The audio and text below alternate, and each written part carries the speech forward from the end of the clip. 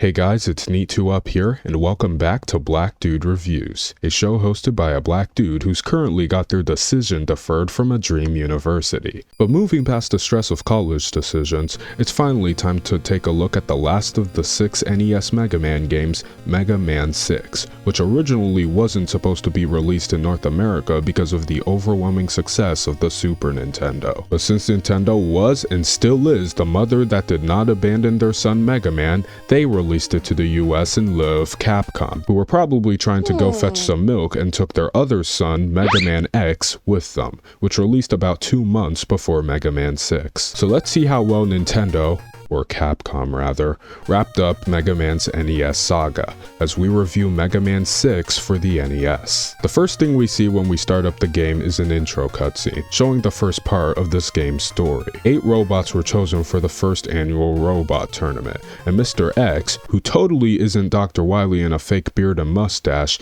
begins using these robots for world domination. So of course, Mega Man has to go stop him. Fun fact, this is actually the first Mega Man game in which we see Mega Man speak, and something I found kinda interesting about this cutscene is that at the end of this cutscene, Mega Man tells Rush to follow him, but then later...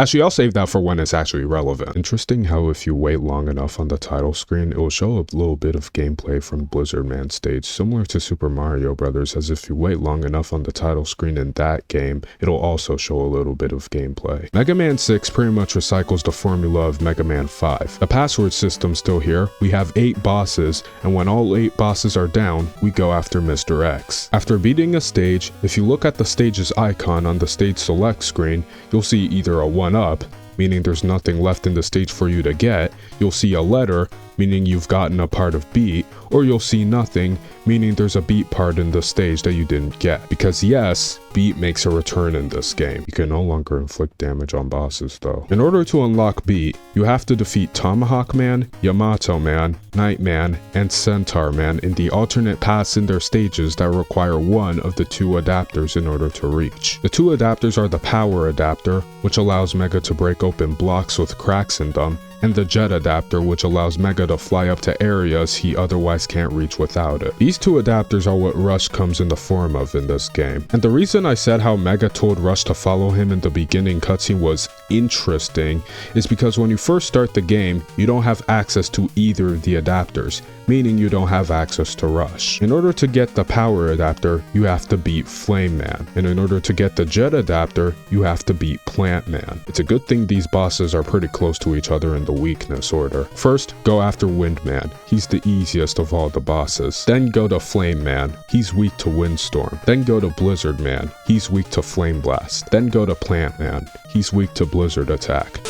Hey guys, it's Editing Neat here. Something I forgot to mention about the stages is that in Tomahawk Man's stage, on this little wall on the left, if you break that wall and you go into that room, Proto Man will come and will give you the energy balancer, which is basically just a utility that lets you, when you don't have an item equipped, it'll fill up. It'll use the ammo that you run into. If you run into weapon ammo, it'll fill up the weapon with the least amount of energy. So yeah, that's a pretty cool ability to have. Sorry for not mentioning it sooner, but yeah, back to the video. Since these robots are from all over the world, the stage settings are supposed to be representative of these robots' countries of origin. Flame Man's from Saudi Arabia, Wind Man's from China, Plant Man's from Brazil, Blizzard Man's from Canada, Centaur Man's from Greece, Knight Man's from the UK, Yamato Man's from Japan, and Tomahawk Man's from the US. America, the home of the cheeseburger and the Budweiser. Even though I can't drink yet. After beating all 8 bosses, we go after the 4 Mr. X stages. Some of these stages have parts in them that require the use of one of the adapters. And sometimes you can use the adapters to access alternate paths in the stages with nice little awards in them for finding the area. Once we clear all the 4 stages and beat Mr. X and his X Crusher, we see that Dr. Wily was the one behind Mr. X all along.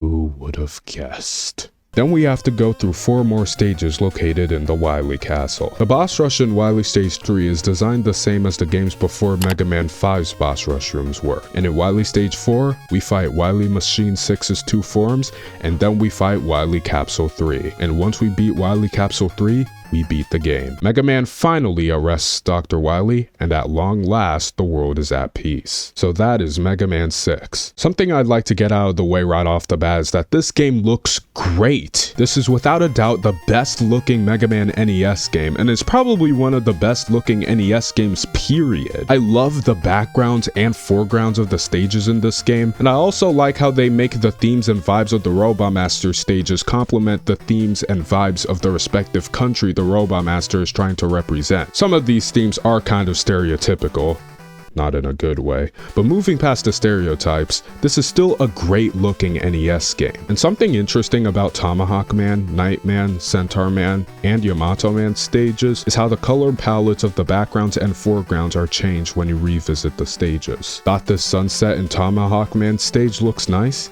Now look at it when you revisit the stage. This is enough to bring a tear to my eye. Alongside this rockin' soundtrack too? I love almost every song in this game. One of my favorites from this game is Tomahawk Man stage music. Have a listen.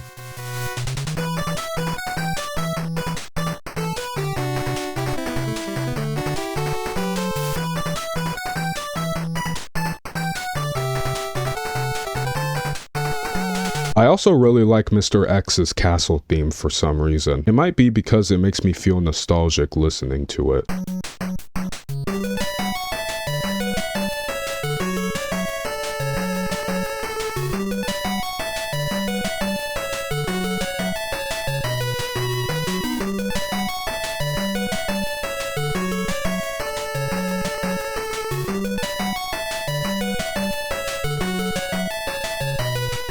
When it comes to the looks of the game and its soundtrack, and also its performance I forgot to mention, this game passes in all of those departments.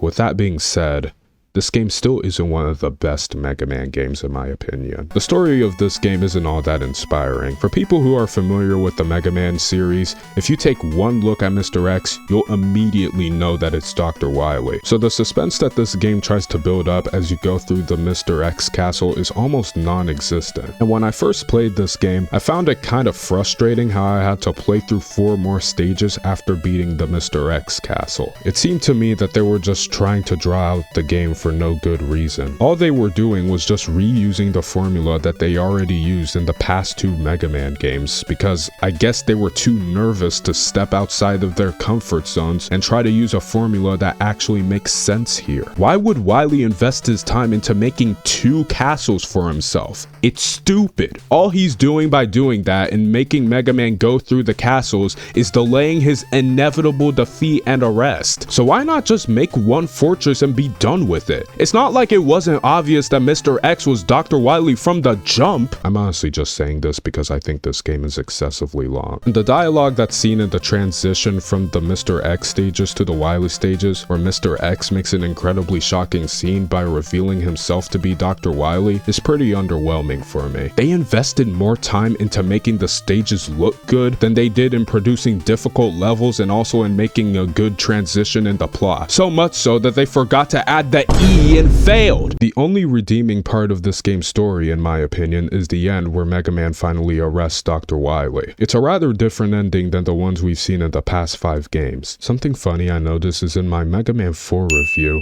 I said that the story was good, but the ending was bad. But here, I'm kinda saying the reverse. The story's bad, but the ending's good. I should also probably emphasize that these are just my opinions and my opinions alone.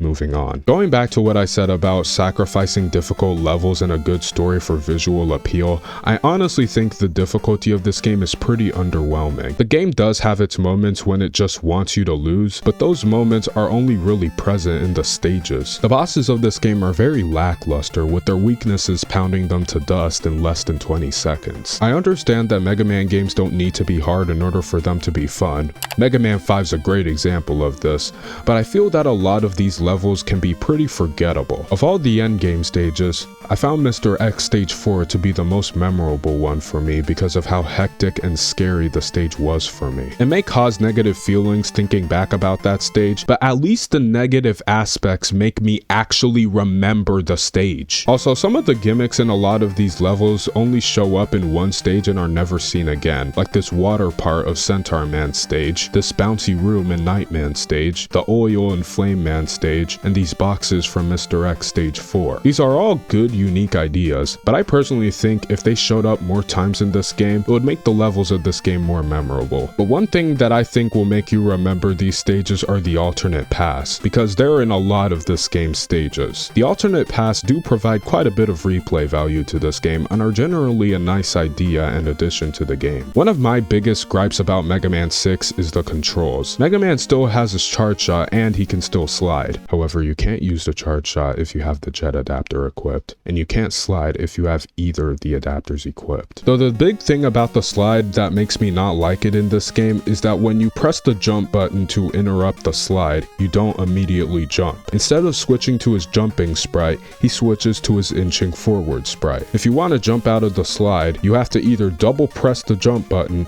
or face the opposite direction, then jump, both options being pretty awkward to do. The reason the slide doesn't work correctly in this game may partially be because of how you can't slide when you're in either of the adapters, but I wouldn't know. And overall, the jumping in this game just feels off. I feel like I have to constantly pause slightly before I make another jump in this game, because I remember many times when I pressed the jump button and Mega Man didn't do jack.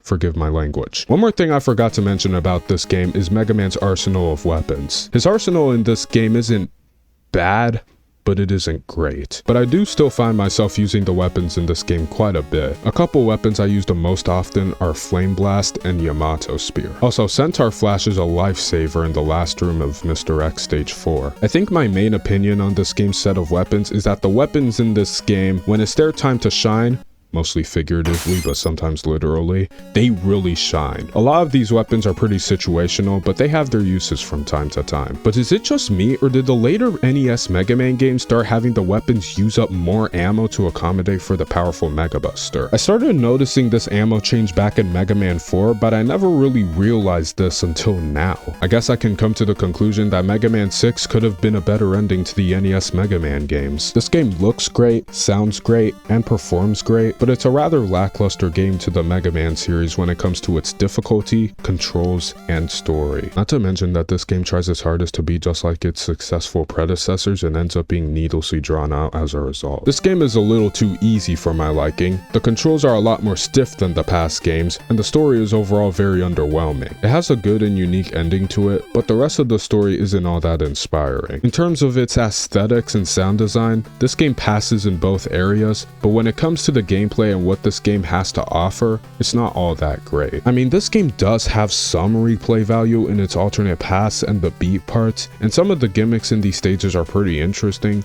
but when it comes to the difficulty, it's very dull in that department, making for a pretty forgettable game. And the controls, while they don't make the game unplayable, for someone like me who likes to somewhat speedrun these games, it's kind of disappointing for the controls to be the way they are. But at least the arsenal in this game is okay. And the power and jet adapters are unique ideas, even though I still think Rush Coil and Rush Jet are both superior to the jet adapter. So unfortunately, for me, this game isn't on the same level as games like 2 and 3 were, which are both games that have awesome music and memorable stages. So with all that said, I give Mega Man 6 for the NES a 3-star rating. If you like this game and you think this game's a memorable masterpiece, more power to you, but I honestly don't. I think the difficulty could have been handled better alongside the length of the game. And about the controls, I know there are speedrunners who've mastered the controls of this game, but it's honestly really disappointing to see how the basic controls that were working just fine in every Mega Man game prior to this one suddenly stop reaching that level of quality. But that's enough out of me regarding Mega Man 6. We're going to be taking a break from Mega Man and start taking a look at the Super Mario NES games alongside Lost Levels. So if you're interested in what a teenage dude thinks about classic NES games such as those, or you just really liked this video and you want to see more out of me, please subscribe. It's quick and easy, and you can always change your mind. But besides that, leave a like or leave a dislike, and thanks for watching.